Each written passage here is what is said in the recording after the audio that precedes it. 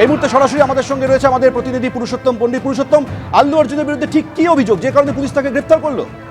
একেবারেই 4 ডিসেম্বর যখন পুষ্পার premiere show ছিল সন্ধ্যা 70mm থিয়েটারে, সেখানে আল্লু অর্জুন কাউকে না জানিয়ে পৌঁছে গিয়েছিলেন, এমনটাই অভিযোগ করছেন থিয়েটার কর্তৃপক্ষ।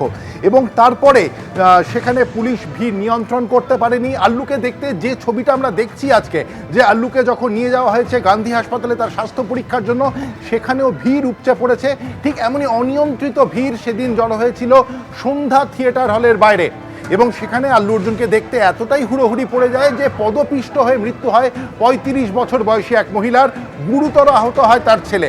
পুলিশ ঘটনাস্থল থেকে দুজনকে উদ্ধার করে যখন হাসপাতালে নিয়ে যায়, তখনই চিকিৎসকরা ঘোষণা করেন যে মহিলার মৃত্যু হয়েছে এবং গুরুতর আহত তার ছেলেকে হাসপাতালে ভর্তি করা হয়। এবং এই ঘটনার পর মৃতার পরিবারের তরফে একটি এফআইআর দায়ের করা হয় আল্লু অর্জুনের বিরুদ্ধে। অন্ধ্রপ্রদেশ পুলিশের তরফে যেটা খবর, যে আল্লু অর্জুনকে গ্রেফতারের আগেই এই ঘটনায় সংযোগের সূত্রে 3 জনকে গ্রেফতার করেছিল অন্ধ্রপ্রদেশ পুলিশ। আর আজ সকালে গ্রেফতার করা হয়েছে আল্লু অর্জুনকে, গ্রেফতার করা হয়েছে তার ব্যক্তিগত 2 দেহরক্ষীকেও।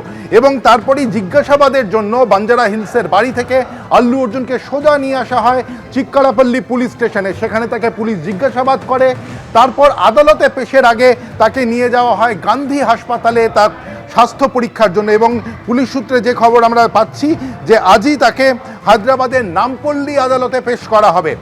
4 ডিসেম্বর রাতে পুষ্পার প্রিমিয়ার শোয়ে পদপিষ্ট হয়ে এক মহিলার মৃত্যুর মর্মান্তিক দুর্ঘটনায় তদন্তে নেমেছিল হায়দ্রাবাদ পুলিশ, এবং তারপর আজ আমরা দেখতে পেলাম আল্লু অর্জুনকে তারা গ্রেফতার করলো। যে ভিজুয়ালটা আমরা চালাচ্ছিলাম একটু আগে, সেখানে আমরা এর আগেও দেখেছি যে ঠিক কী পরিস্থিতি ছিল সন্ধ্যা 70mm থিয়েটারের বাইরে। অনিয়ন্ত্রিত ভিড়, আল্লু অর্জুনকে দেখতে রীতিমতো হুড়োহুড়ি শুরু হয়ে গিয়েছিল, পুলিশকে লাঠিচার্জ করতে হয়েছিল, এবং তারপরে সেইখানেই পদপিষ্ট হয়ে এক মহিলার মৃত্যু হয়।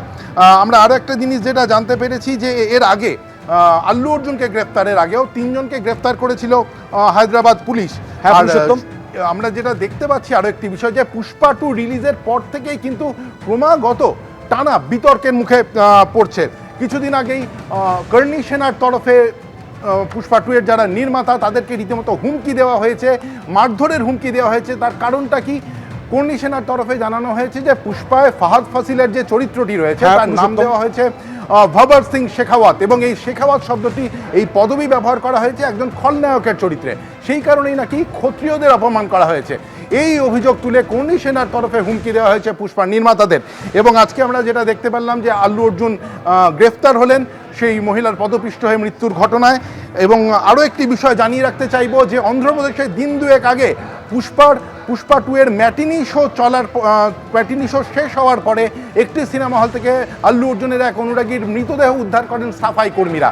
এইরকমভাবেই একেবারে পুরুষোত্তম, অর্থাৎ পুষ্পা 2 রিলিজের পর থেকে বেশ কিছু বিতর্ক চলছিল, সেই বিতর্কের মাঝেই এবার হুড়োহুড়ির ঘটনায় এক মহিলার পদপিষ্ট হয়ে মৃত্যুর ঘটনায় সরাসরি অভিযোগ দায়ের হয়, আল্লু অর্জুনকে গ্রেফতার করেছে পুলিশ।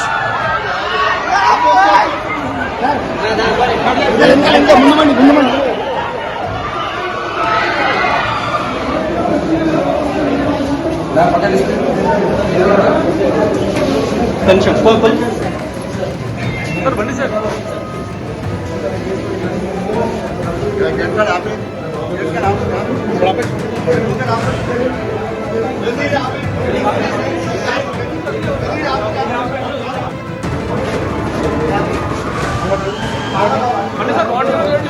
what you said?